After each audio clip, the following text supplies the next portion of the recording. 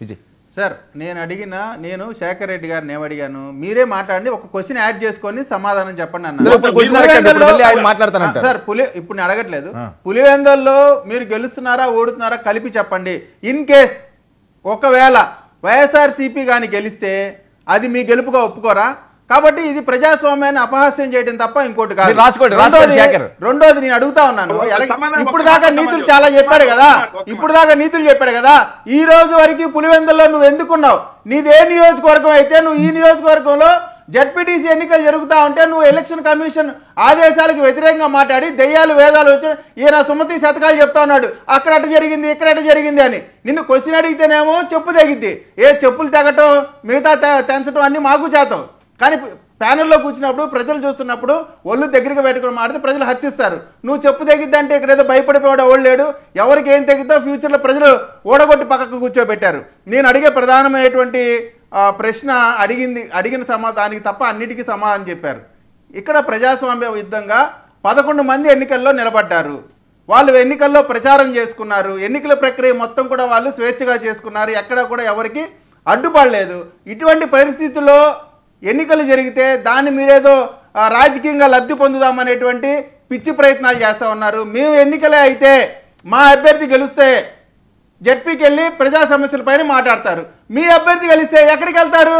ఇంట్లో కూర్చొని నాకు జడ్పీ చైర్మన్ పదవి ఇస్తే చేస్తాను, లేదా ప్రతిపక్ష నాయకుడు హోదా ఇస్తే మాట్లాడతాను అంటారా? అసలు మీరు ఎందుకు పోటీ చేస్తున్నారు? కేవలం ఏంటంటే అశాంతిని సృష్టించాలా, పల్లెల్లో గొడవలు పెట్టాలనేటువంటిది వీళ్ళ ప్రయత్నం. ఇందాక అవినాష్ గారు కూడా మాట్లాడుతూ ఉన్నారు. అవినాష్ గారు శేఖర్ రెడ్డి గారు మాట్లాడుతున్నారు చట్టం గురించి, న్యాయం గురించి, ఫ్యాక్షన్ గురించి. 6 సంవత్సరాల క్రితం అదే పులివెందుల్లో సొంత బాబాయిని ముక్కలుగా నరికితే 5 సంవత్సరాలు అధికారంలో ఉండి కనీసం దాని గురించి మాట్లాడటం కానీ దాని చర్యలు తీసుకునేటువంటి పరిస్థితి లేదు. సొంత చెల్లి వచ్చి నా తండ్రికి అన్యాయం జరిగింది అని చెప్పి వేడుకుంటుంటే కనీసం రాఖీ పండుగ రోజు సొంత చెల్లికి రాఖీ కట్టుకునేటువంటి కనీసమైనటువంటి పరిస్థితి లేదు. మీరు ఫ్యాక్షన్ గురించి, హత్యల గురించి మాట్లాడుతుంటే మీరు మొదలు పెడతారా? మొదలు పెట్టండి, మీరు ఫ్యాక్షన్ మొదలు ఫ్యాక్షన్ మొదలు పెడదాం అంటే ఎవరు ఇక్కడ చేతులు గాజులు దొరుకోలా. మీరు రప్ప కోస్తానంటే ఇక్కడ ఎవరు చేతులు గాజులు దొరుకోలా. మీరు ఒకటి చేస్తే 100 జగల కెపాసిటీ ఉన్నప్పటికి కూడా కేవలం రాజ్యాంగానికి గౌరవించి, ప్రజాస్వామ్యానికి గౌరవించి మీరు ఎన్ని తప్పుడు మాటలు మాట్లాడుతున్నా, ఎంత అగౌరవంగా మాట్లాడుతున్నా, నీచంగా మాట్లాడుతున్నా, క్వశ్చన్ అడిగితే నువ్వు చెప్పు తగ్గుతున్నావు అంటే నీ సంస్కారం, నీ పార్టీ సంస్కారం పైన సంస్కారం మొత్తం మీ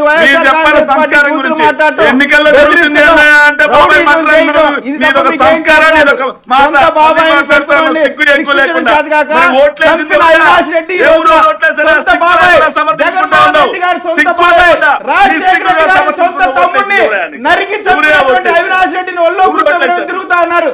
సిగ్గుండాలా మీకు, మీ నాయకుడికి?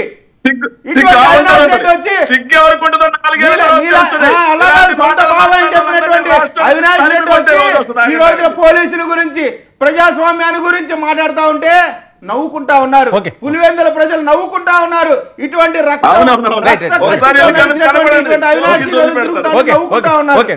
ఆంజనేయుడు గారు,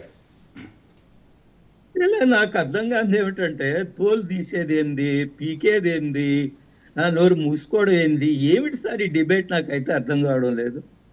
ఈరోజు మనం ఒక ప్రజాస్వామ్యము దాని మీద చర్చ చేస్తున్నాము.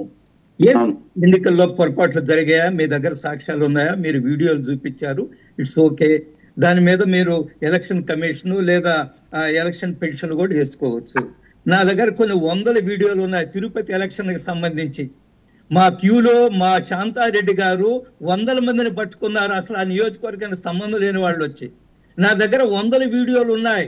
గ్రాడ్యుయేట్ సెలక్షన్ లో ఓట్లు ఎక్కడి నుంచో వచ్చి 3వ తరగతి 4వ తరగతి చదువుకొని ఓటర్స్ గా నమోదైన వాళ్ళు నా దగ్గర 100 వీడియోలు ఉన్నాయి. దీనికి ఏమిటి వైసీపీ ప్రతినిధి భాషలోనే చెప్పాలంటే జనం నవ్వుకుంటారో దేంతో నవ్వుకుంటున్నారో మనం చూడాల్సింది. మనం ఈ రోజు ఒక నిర్మాణాత్మక చర్చ చేస్తున్నాము. పులివెందుల ఎలక్షను లేదా ఒంటిమిట్ట ఎలక్షను. వర్మ గారు, ఆడిబుల్ ప్లీజ్ మాట్లాడండి. ఎలక్షన్ మార్చుతున్నావు. ఎలక్షన్ లో పొరపాట్లు జరగలేదా? ఎస్, అక్కడక్కడ చెదురుముదురు సంఘటనలు జరిగా, అందులో ఎటువంటి అనుమానం లేదు. నా దగ్గర ఒక వీడియో ఉంది, చాలా వీడియోలో ఉంది. ఒకటి ఈ రోజు జరిగిన ఎలక్షన్ లో ఒక తెలుగుదేశం వాళ్ళు ఓట్లు వేయడానికి పోతా ఉంటే ఆ యొక్క కారుని పగలగొట్టేసి వాళ్ళే స్వయంగా చెప్పారు, మమ్మల్ని ఓటికి పోనీయడం లేదు, వైసీపీ వాళ్ళు మమ్మల్ని కారు కూడా చూపించారండి. స్కార్పియో కారుని ధ్వంసం చేశారు. కాబట్టి అది కూడా జరిగింది. అది కూడా వైసీపీ ప్రతినిధి చూపిస్తే అందరూ కూడా సంతోషిస్తారు. కానీ నేను చెప్పు జగుద్ది, నోరు మూసుకోండి, రఫా అడిచేస్తాము, ఏమిటి అసలు ఈ ప్రజాస్వామ్యంలో మన చర్చలో ఏం మాట్లాడుకునేది? నేనేమంటే ఆయన చాలా విశ్వాసంగా ఉన్నాడు, వచ్చే ఎన్నికలు ఉన్నాయి, మీ తోలు తీస్తాం, వచ్చే మేము రాబోయే అధికారము. ఎస్, మీరు ఆ భ్రమలో ఉండడం మాకు అభ్యంతరం లేదు. అసెంబ్లీకి రాని మాజీ ముఖ్యమంత్రి రేపు ఎన్నికల్లో ఏ విజయం సాధిస్తాడని ప్రజలు నవ్వుకుంటున్నారు కదా. అసెంబ్లీపై ప్రజా సమస్యలు మాట్లాడిన ఆయన ఏ విధంగా వచ్చే ఎన్నికల్లో గెలుస్తాడు? ఈ రోజు వచ్చే కుంభకోణాలు, దుర్మార్గాలు, దౌర్జన్యాలు, గత ప్రభుత్వం చేసిన అక్రమాలు, భూ కుంభకోణాలు, భూముల ఆక్రమణలు అవన్నీ బయటకు వస్తున్నాయి. ఇవన్నీ కూడా ప్రజలు అర్థం చేసుకుంటారు. ప్రతి దానికి సాక్ష్యాధారాలతో సహా బయటకు వస్తున్నాయి. కొంతమంది జైలుకి వెళ్ళి ఉన్నారు, భవిష్యత్తులో చాలా మంది పోవాల్సి ఉంది, వెయిట్ చేస్తున్నారు. ఇది నేననేది కాదు, ఆయన సజ్జల రామకృష్ణారెడ్డి గారు చెప్పారు, మేమంతా జైలుకి వెళ్తామని. కాబట్టి వెయిట్ చేయండి. కానీ నేనేది ఏదంటే, ఏదైనా సరే మీరు గత చరిత్రను ఒకసారి గుర్తు చేసుకోండి. మీరు మనం ఏం చేసాము గత 5 సంవత్సరాలు చర్చ చేసుకోండి. మనకు ఆ నైతిక హక్కు ఉందా ప్రజాస్వామ్యం గురించి మాట్లాడాయన? బీజేపీ ప్రజాస్వామ్యము 151 సీట్లు వచ్చినప్పుడు ఈవీఎంలు అద్భుతం, మళ్ళా 11 సీట్లు వచ్చినప్పుడు ఈవీఎంలు అద్భుతం కాదు. ఈ డబుల్ స్టాండర్డ్స్, ఈ ద్వంద్వ ప్రమాణాలు ప్రజలు చూస్తున్నారు, ప్రజలు అర్థం చేసుకుంటున్నారు. నేను వైసీపీ నాయకత్వానికి విజ్ఞప్తి ఏమిటంటే, మీ నాయకుడిని అసెంబ్లీకి పంపించండి, మాట్లాడమనండి, ప్రజల్లోకి వెళ్ళండి, విశ్వాసాన్ని పెంచుకోండి, ప్రభుత్వం తప్పులు చేస్తుంటే ప్రశ్నించండి, లేదా ఎక్కడైనా ప్రశ్నించండి, ఎవరికి అభ్యంతరం లేదు. కానీ నీతిని, నిజాయితీని, ప్రజాస్వామ్యాన్ని గురించి మాట్లాడే నైతిక హక్కు ప్రస్తుతానికి మీకు లేదు. భవిష్యత్తులో ఉందేమో తెలియదు. మీరు ప్రజల్లోకి వెళ్ళండి అని చెప్తాను తప్ప, మీరు ఎన్ని వీడియోలు చూపిస్తే కొన్ని 100 వీడియోలు నేను చూపిస్తాను. గత 5 సంవత్సరాలు జరిగిన దౌర్జన్యాలు ఏ విధంగా జరిగాయి, గత ఉప ఎన్నికల్లో ఏ విధంగా జరిగాయి, గ్రాడ్యుయేట్స్ ఎన్నికల్లో ఏ విధంగా జరిగాయి, ఈ వీడియోలన్నీ చూపిస్తాను. వాటికి కూడా సమాధానం చెప్పాల్సి ఉంటుంది. ఈరోజు చర్చ ప్రజాస్వామ్యబద్ధంగా ఎన్నిక జరిగిందా లేదా, విజయం ఎవరైనా సాధించవచ్చు. నాకు విజయ్ కుమార్ చెప్పినట్టుగా రేపు వైసీపీ గెలుస్తుంది, అప్పుడు ఏం సమాధానం చెప్తారు? అప్పుడు తప్పుడు పద్ధతుల్లో గెలిచినట్టు అనుకుంటున్నారా? అందువల్ల చర్చ ఎప్పుడు కూడా సంస్కారవంతంగా, సభ్యతగా జరగాలి. నోరు మూసుకోండి, చెప్పులు దిగుతాయి. ఇది ఏమాత్రం ప్రజలకు మనం ఏం సందేశం ఇస్తున్నాం? వ్యూవర్స్ కి వర్మ గారు, మీ ద్వారా మేము ఏం సందేశం ఇస్తున్నాం?